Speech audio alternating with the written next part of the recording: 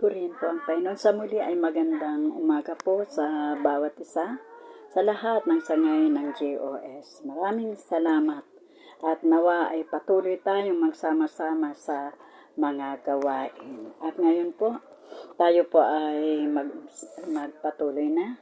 Samahan niyo po ako sa aklat ng Gawa, chapter 2, verse 46 and 48. Ang sabi po dito, araw-araw sila ay nagkakatipon sa templo, nagpipira-piraso ng tinapay sa kanilang tahanan at nagsasalo-salong masaya ang kalooban. Nagpupuri sila sa Diyos at kinalulugdan ng lahat ng tao. Bawat araw ay idinaragdag sa kanila ng Panginoon ang mga inililigtas. At tayo po ay dumulog sa panalangin. Ama naming Diyos, marami pong salamat sa kadakilaan mo, sa katapatan mo, sa patuloy ay walang sawa na pag-uunawa, pagpupuno, pagpapatawad, patuloy ay paglilinis. Ama, sa mga oras pong ito, salamat sa buong magdamag at pag-iingat mo sa amin. At ngayon, taglay namin ang kalakasan mula sa iyo, Panginoon. Lord, sa umaga pong ito, patuloy ko pong inilalapit ang aming pag-aaralan ng mga salita mo. Patuloy mo po kaming pangunahan, samahan ng iyong banal na Espiritu. Salamat nga po, Ama, para sa iyo ang kapurihan, magpakailanman, in Jesus' mighty name. Amen. Dito po sa ating pag-aaralan, may tatlo po akong bagay na nakita bilang isang mananampalataya. Para sa mananampalataya na po ito. Kaya, ang sabi po dito sa aklat ng Acts, sabi nga po sa Deuteronomy 30 verse 50 na ang tao binigyan ng Diyos ng laya para mamili kung ano ang nais mo. Sabi, malaya, binigyan tayong kalayaan. Ayon sa Deuteronomy 30 verse 15. Pero, bandang 16, pinakita niya kung ano ang pipiliin mo ay nakalagay doon kung ano ang magiging bunga nito. Kaya, sabi nga po, ang topic po natin ay Kristiyano.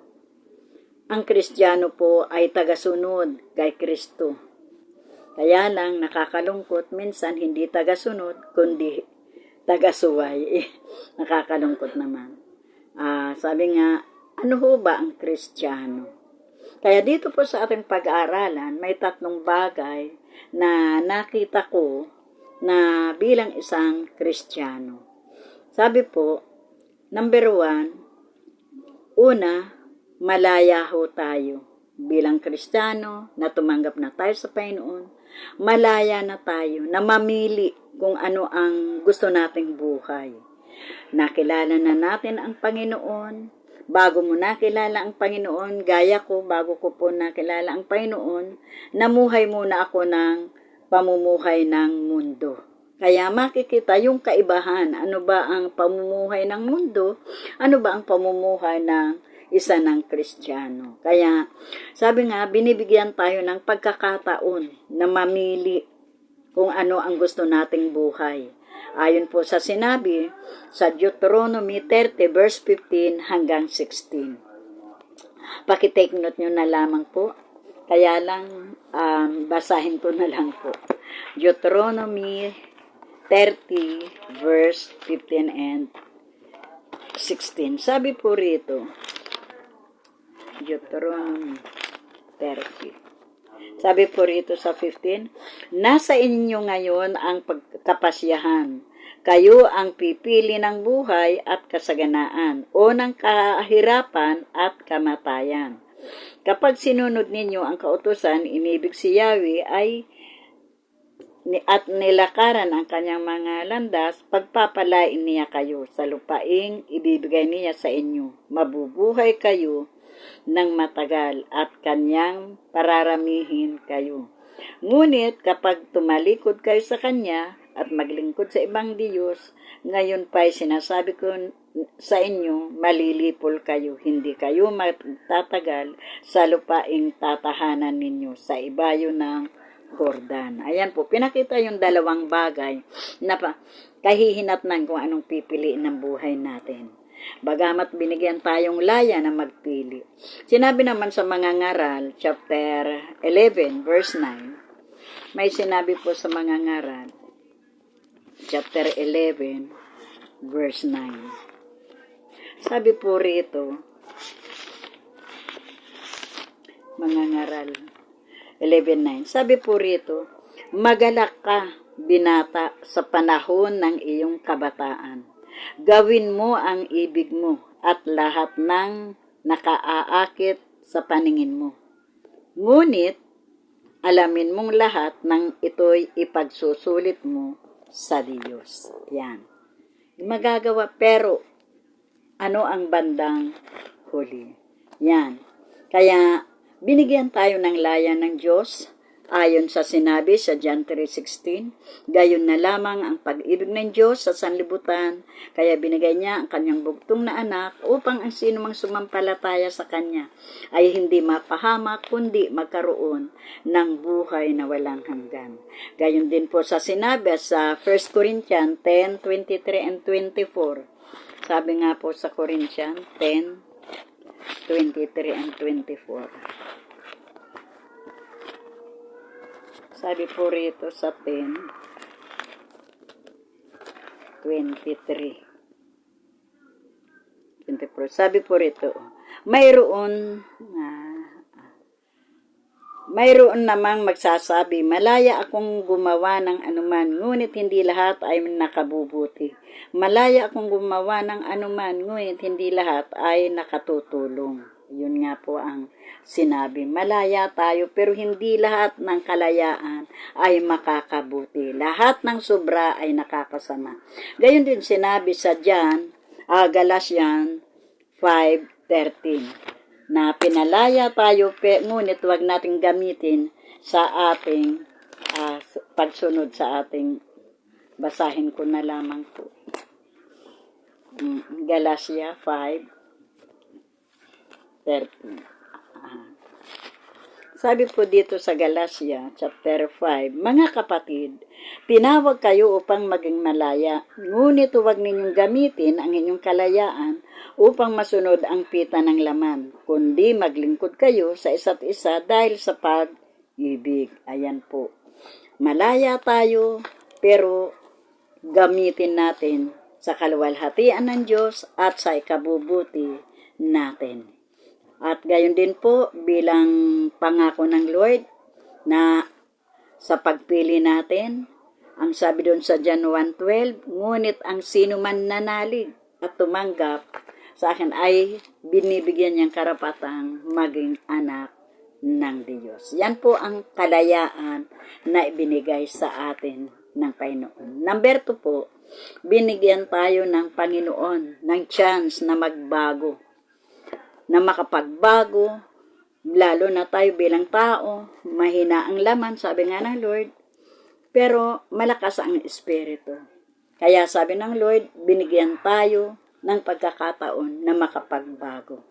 Ayon sa sinabi sa 2 Corinthians 5:17, na ang isa nang nakipag-isa kay Kristo ay isa ng bagong nilalang, wala na ang dating pagkatao. Gayon din po sa sinabi sa Ephesians chapter 4 verse 20 and 22, na iwanan na natin ang dati nating pagkatao. Hubarin na natin ang ating basahin ko na lamang po para hindi. Sabi po sa chapter 4 verse 22. Sabi niya, iwan na ninyo ang dating pamumuhay, hubarin na ninyo ang dating hubarin na ninyo ang inyong dating pagkatao na napapahamak dahil sa masasamang pita. Magbago na kayo ng diwa at pag-iisip. At ang dapat makita sa inyo ay ang bagong pagkatao na nilikhang kalarawan ng Diyos, kalarawan ng kanyang katuwiran at kabanalan. Kaya binigyan tayong chance na magbago. Sabi nga po sa Ezekiel 36 verse 26 and 27, Ano po ang sinabi sa Book of Ezekiel? Sabi po sa Ezekiel, sabi niya, bibigyan ko kayo ng bagong puso at bagong espiritu. Ang masuwayin ninyong puso ay gagawin kong masunurin. Bibigyan ko kayo ng aking espiritu upang makalakad kayo ayon sa aking mga tuntunin at masunod ninyong mabuti ang aking mga utos. Purihin po ang ating Panginoon. At iyan po ang kapangyarihan ng Diyos. Sabi nga sa Kawikaan, chapter 29, verse 1 and 2. Kawikaan, chapter 29, verse 1 and 2. Sabi niya, ang taong ayaw magbago ay hindi maliligtas. Ang hindi makinig ng payo ay mapapahamak. Kapag matuwid ang namamahala, nagsasaya ang madla. Ngunit matamlay ang bayan kung ang pinuno ay masama. Tunay nga po. Kaya bilang tayo ay Kristiyano na, talagang mawala na sa atin yung mga bagay. Hanggat maaari di na tayo makipag-compromise sa mga gawa ng mundo. Dahil ang sabi nga sa 1 John chapter 2, kung di ako nagkakamali na ang umiibig sa sanlibutan ay kaaway ng Diyos. Kaya ayan, ang mundo ay ang gawa ng sanlibutan. Laban sa gawa ng mga bagay espiritual. Kaya purihin po ang Panginoon. At number 3, last, sabi nga, bilang tayo ay Kristiyano, tayo po ang unang makikitaan na nagbibigay kalakasan sa mga tao. Bilang isang Kristiyano. Sabi nga, number 1, hanapin ang kalooban ng Diyos. Bilang lingkod, magbigay tayo ng kaluguran o kalakasan sa hamon ng buhay, pananampalataya. Ayon pa sa sinabi sa Santiago chapter 5, verse 8 and 9. Sabi po sa Santiago chapter 5, verse 8. Dapat din kayong magtiyaga, tibayan ninyo ang inyong loob, sapagkat nalalapit na ang pagdating ng Panginoon. Huwag kayong maghinanakitan, mga kapatid, upang hindi kayo hatulan ng Diyos, sapagkat malapit nang dumating ang hukom. Ayan. Gayon din po sinabi sa Lucas chapter 1, verse 37. Kung di ako sa Lucas chapter 1, 37, may sinabi po roon. Lucas 1:37 na lahat ng bagay ay mapangyayari ng Diyos. Tama ko ba? Sapagkat walang hindi mapangyayari ang Diyos. Kaya purihin po ang Panginoon bilang tayo mga lingkod ng Panginoon. Lalo na po ngayon, ang tinatahak ng JOS, simula na nakakilala ako or napunta sa JOS ay yung tinatahak noon hanggang ngayon, ito ay nananatili at patuloy sinisikap na lalong ipagpatuloy at lalong lumago. Yung Great Commission. Kaya tayo may vision and mission.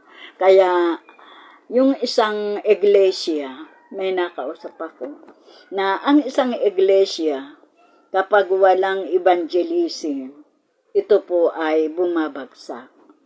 Kapag ang isang iglesia ay napakahalaga ng evangelism. Kasi ang evangelism, ito yung hinahanap ang tao para madala sa paanan ng Diyos.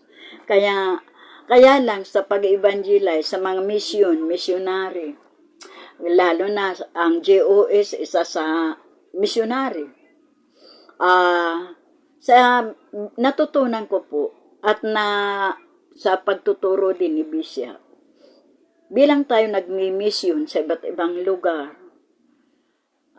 hindi tayo mag-i-expect, baliktarin natin ang ating pananaw, na ang pantaong pananaw, pag sila pumunta sa ibang lugar, ang expectation nila, sila ay tatanggapin na nandoon ibubuhos yung panahon, yung lahat ng magagawa nila para masiyahan yung tao na dumating. Pero bilang missionary, para bang ang sa atin ay ibang-iba.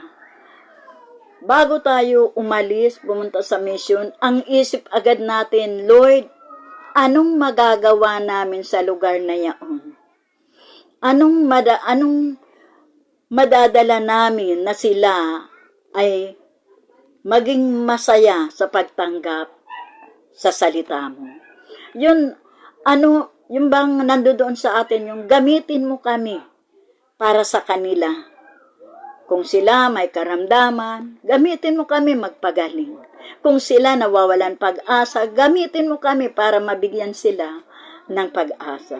Yun ang ipinaunawa sa akin ng Lord bilang missionary. O pupunta tayo sa iba't ibang lugar. Yung hindi natin naasahan na yung tayo ay tanggapin na ganito ang dadatngan natin. Hindi. Kaya nga, ang missionary, sabi ng isa kong nakausap, di nyo lang alam ang missionary. Ang missionary ay napakahirap na trabaho, sabi nung nakausap ko po. Kaya salamat sa Panginoon, pero bilang tayo mananampalataya, anuman sitwasyon ang dalahan sa atin ng Diyos. Kung naaalala nyo pa po, nung dinala ng Panginoon, sila bishop sa lugar na hindi pa nila napuntahan. Di nila alam kung anong mangyayari, di nila alam kung sila may kakainin, di nila alam kung anong naghihintay doon. Pero, ang nasa isip nila, ihayag ang salita ng Diyos. Dahil yun ang utos ng Panginoon.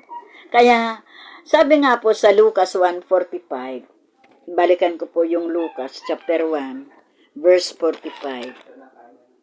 Mapalad ka, sabi niya, mapalad ka sapagkat nananalig kang matutupad ang ipinasasabi sa iyo ng Panginoon. Mapalad tayo. Dahil mapalad tayo kapag, alam nyo ho, yung bang, kasi tayo mismo, personal natin, ang nakakaalam kung anong buhay natin sa harap ng Lord. Di ba? Kung nagagawa ba natin yung nais niya o hindi. Tayo mismo nakakaalam. Pero mapalad tayo dahil una pinapahayagan tayo ng Lord. Una pinapaunawa sa atin ang kanyang salita. Pinauunawa kung ano ang kahihinatnan natin kung tayo ay magpapatuloy para sa Kanya. At kung tayo ay hihiwalay naman sa Kanya, ipinauna na ang Kanyang mga salita. Kaya sabi po, bilang isang mananampalataya, bilang isang lingkod, ihanda na po natin ang sarili natin. Huwag lang natin ihanda na lagi lang tayong nasa kasiglahan, kasayahan, kasaganaan.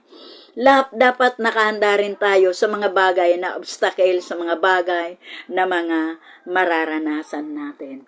Sabi nga ni Apostol Pablo, tuwang-tuwa po ako dito. Minsan, may pangarap ako na, minsan sinasabi ko, pag nabasa ko po yung mga kasaysayan ni Apostol Pablo, kung paano niya tinuliksa ang mga Kristiyano, paano niya inusig, paano niya kasangkot sa pagpatay, paano niya linait ang Panginoon. Pero, nung siya ay buksan na ng Panginoon ang kanyang kaunawaan, kaisipan, wala akong nakita na si Apostol Pablo nang hina o kaya nagsisi. Ang makikita mo puro challenge sa buhay na ikaw ay magpatuloy. Kaya ang sabi niya sa Philippians 1:20, ang pinakananais ko, napakasarap pong talata ito, namithiin ko rin. Sabi ko, Lord, bigyan mo ako ng pusong Apostol Pablo. Yun po, minsan nagiging ano po ako, sabi po sa Pilipos, chapter 1, verse 20, Sabi niya, Filipos 1:20. 1:20 ang Espiritu 20:21. Hindi ko makita. Ang aking pinakananais at inaasahan ay huwag akong magkulang sa aking tungkulin, kundi magkaroon ako ng lakas ng loob sa lahat ng panahon upang sa mabuhay o sa mamatay, mabigyan ko ng karangalan si Kristo. Yan po, napakasarap na paninindigan ng isang Kristiyano. Nakahanda siya sa lahat ng bagay. Kaya, yun po ay mga naranasan na nila Bishop nung sila po ay nag-mission sa iba't ibang lugar nitong Pilipinas. Sabi nga po, kaya tayo bilang Kristiyano, wag natin ikahiya ang mag-share ng Word of God. Sabi nga sa Roma 1:16, kaya't hindi ko kinahihiya ang mabuting balita tungkol kay Kristo sapagkat ito ang kapangyarihan sa ikaliligtas ng tao. Kaya sabi sa Gawa 20 verse 1, dito, malapit na po. Gawa 20 verse 1, ano po ang sinabi dito? Sabi po, nang tumigil na ang kaguluhan, ipinatawag ni Pablo ang mga alagad at pinalakas ang kanilang loob. Pagkatapos siya'y nagpaalam na sa kanila at nagtungo sa Macedonia. Pansinin niyo po na nandoon si Apostol Pablo na nandoon yung kanyang commitment sa paglilingkod. Bago siya pumunta sa ibang lugar, meron siyang mga tagubilin sa kanyang mga alagad, sa mga mananampalataya. Yun ang bilang inaasahan ng Diyos sa bawat isa sa atin. At dito po ang conclusion ko po, na ang sabi nga, 1 Corinthians 15:57 hanggang 58, ngunit magpasalamat tayo sa Diyos na nagbibigay ng tagumpay sa pamamagitan ni Kristo Jesus. Kaya nga mga kapatid, magpakatatag kayo at huwag matitinag, magpakasipag kayo para sa gawain ng Panginoon, yamang alam ninyong di nasasayang ang inyong pagpapagal. Sabi nga sa Corinthians 1:4 and 9. Sabi po sa 4 and 9, lagi akong nagpapasalamat sa Diyos dahil sa mga pagpapala niya sa inyo sa pamamagitan ni Kristo Jesus, sapagkat ang sa inyong pakikipag-isa sa Kanya, kayo'y umunlad sa lahat ng paraan, maging sa pananalita at kaalaman. Ang katotohanang ipinangaral namin tungkol kay Kristo ay malinaw na nakikita sa inyo, ano pat hindi kayo nagkulang sa anumang kaloob na espiritual. Habang hinihintay ninyong mahayag ang ating Panginoong Hesus Kristo, kayo'y aalalayan niya hanggang sa wakas upang matagpuan kayong walang kapintasan sa araw ng ating Panginoong Hesus Kristo. Tapat ang Diyos na tumawag sa inyo upang kayo'y makipag-isa sa Kanyang anak na si Hesus Kristo ang ating Panginoon. Purihin po ang ating Panginoon. Ang sabi po, last Revelation chapter 3 verse 11, ingatan natin ang katangiang ibinigay ng Diyos upang di maagaw ninuman. Kaya para di maagaw ninuman, ang sabi sa Revelation 14:12-13, ang mga hinirang ng Diyos ay kailangan maging matatag. Purihin po ang Panginoon. To God be the glory po. Tayo po ay manalangin.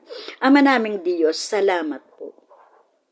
Maraming salamat po, Ama, sa mga salita mo, na ito ay paalala mong muli bilang kami ay mga lingkod na, bilang kami mananampalataya, patuloy namin suriin ang aming buhay, pamumuhay bilang isang lingkod mo. Tunay nga po ba na kami ay patuloy pa rin na naglilingkod? Kami po ba ay patuloy nag-aalab na patuloy kang paglingkuran? Panginoon, patuloy po namin ipinagkakatiwala sa iyo ang aming buhay. Patuloy namin isinusuko sa iyo, Panginoon. at inaanyayahan na kayo ang magmaniobra sa aming buhay, Panginoon. Sakupin mo po ang kabuuan ng pagkatao namin, ang aming espiritu, kaluluwa at katawan, O God. Salamat nga po, Ama, sa iyong mga salita na pinaalala mo kami sa amin na kami ay mga lingkod mo. Meron kaming dapat makita sa amin ang mga tao, Panginoon, bilang kami ay iyong modelo, bilang kami ay iyo, Panginoon, na magpapakilala kung gaano kakadakila, Panginoon. Salamat nga po, Ama. Patuloy po namin kalakip, O Diyos, na idinadalangin ang pagmimisyon, Panginoon, sa Boracay. Lord, marami pong salamat sa katapatan ng sinabi mo na sasamahan mo kami hanggang sa dulo ng sanlibutan. Ingatan mo po, Panginoon, ang pupunta sa misyon ng Boracay. Ikaw po ang patuloy sumama sa kanila, Panginoon. Maging ang lugar, Panginoon, na mapupuntahan nila, O God. Lord, patuloy mo pong i-bless sila, Panginoon, at ang kauhawan ng iyong salita at presensya, Panginoon. Marami pong salamat, Ama, sa katagumpayan ng anniversary ng Boracay, Panginoon. Salamat po. Kaluwalhatian, Panginoon, ay para sa iyo. Mahayag ang kadakilaan mo sa lugar na iyan, Panginoon. Gayon din po, Ama, salamat, O Diyos. Patuloy po namin na dinadalangin, O God. Una, Panginoon, si Bishop na pinagkatiwalaan mo sa Jesus Our Salvation Christian Ministry, ang pagpapala, Panginoon, patuloy mo pong ipadaloy sa kanya. Walang nalilingid sa iyo, Panginoon. Kilalang-kilala mo po siya, laman ng kabaibuturan ng puso niya para sa ministeryo mo, Panginoon. Lord, palakasin mo po ang kanyang physical na pangangatawan, O God. Maging ang buong sambahayan niya, Panginoon.